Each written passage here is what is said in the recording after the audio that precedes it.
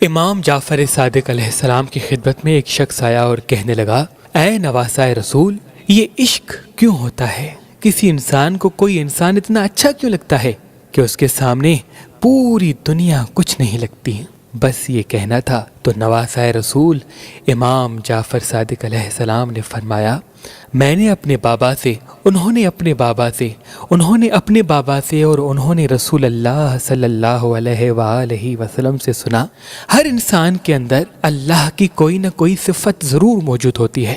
کوئی رحم دل ہوتا ہے، کوئی عادل ہوتا ہے، کوئی سخی ہوتا ہے، کوئی شجاع ہوتا ہے۔ جب انسان اپنے اندر پائے جانے والے اوصاف کی خوشبو کسی دوسرے میں محسوس کرتا ہے تو اس کی طرف مائل ہو جاتا ہے، اور اسے بات کرنا، اسے دیکھنا، اسے ملنا اچھا لگنے لگتا ہے۔ اسے یہ لگتا ہے کہ یہ میرا ہے اور میں اس کا ہوں۔